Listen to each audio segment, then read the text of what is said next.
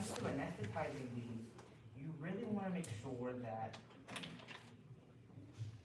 you're not injecting into the cavity like we discussed before, and that you're going around it. So if I'm going to start here, I can use a fanning technique where I'm going to come around the abscess cavity, aspirate, infiltrate, and I'm putting large volumes. I'm putting like a whole amount here, and maybe bring it out. You can go to the other side.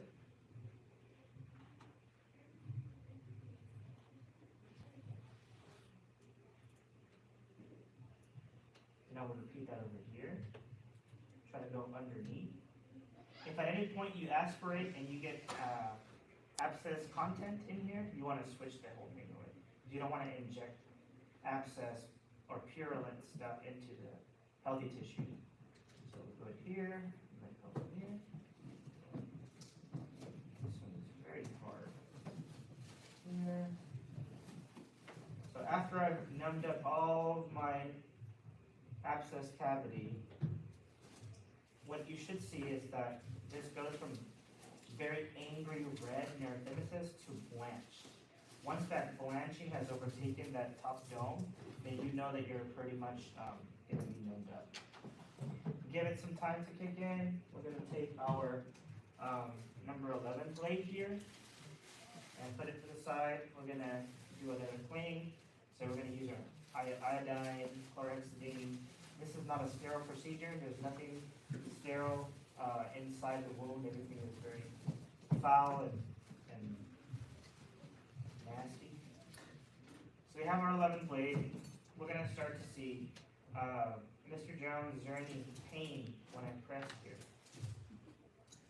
And usually they're going to say no, because if you did a really good job at anesthetizing, you shouldn't feel any pain or discomfort. So then we would stabilize our wound, and we're going to go at a 90 degree. We're going here, straight down, deep, and wide. So you want to go down, deep, and wide. And I typically open it up from side to side. You could open it up from top to bottom, left to right, but think about the cosmetic outcome. You want to go deep, in, down, and make sure you have enough of a volume of the opening so that it can drain. And you're going to get an initial gush of purulent discharge. And it's going to hit you. I mean, sometimes it'll punch you in the face. Sometimes it's very pungent. It's a very well fermented cheese smell, right? Aged for who knows how long. After that initial drainage, you may stop seeing that purulence, and then you can, step 2, manually express it. You'll get a second gush of fun juice. And then when that subsides, then we need to start probing our abscess cavity with a hemostat. This would be a good point also to go ahead and grab some of that purulence, get our wound culture, send that off, gram stain, and then rub it. Now we're going to insert our hemostat into the wound, closed. And we're going to take some time opening and closing that hemostat inside the wound to break up the loculations. I usually go at 12, 3, 6, 9. And then you're going to get another gush of purulence, but this time it may be a little bit serosanguinous also. So you're going to start seeing it turn into bloodier drainage. And then after that subsides, that's the third time, I'm going to come in here. I'll usually flush it with some saline to ensure that I get all that gunk out.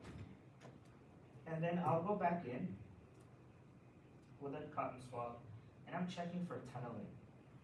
And I'm checking for depth.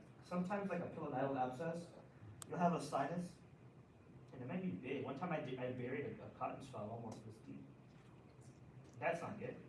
That usually means referral. So we want to make sure we're probing. Okay, 2 centimeters this way, 1 centimeter that way, 1 centimeter here, 1 centimeter. So then we take those measurements. And then when we're done, if it was a big enough wound cavity, I strongly recommend, and guidelines as well, to put in some packing. So how much packing do you need? It depends on the wound. Oftentimes these wounds may require a lot of packing. The packing gauze usually comes in one continuous strip. I think this one just over time we've been using it, so it's strips. So you want to insert packing at the 12 o'clock, at the 3 o'clock, at the 6 o'clock. And you're gonna repeat that process until you feel like you got a good amount of volume, that it's not overpacked where it's causing pain and discomfort, that's too constrictive, but enough so that it doesn't allow for premature closure. And then we leave a tail at the end, always leave a tail at the end. If you bury that, what's gonna happen? You're gonna lose it, you're gonna have a foreign body adhesion. We leave a tail in, we apply a gauze over top.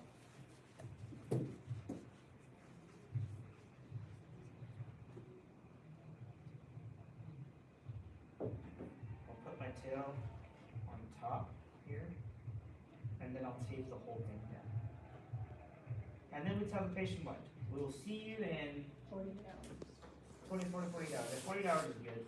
And then have them report any redness, fever, pain, swelling.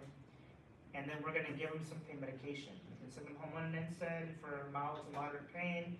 We can maybe do a 3-day supply of Tylenol 3 if they're having moderate to severe pain. Good.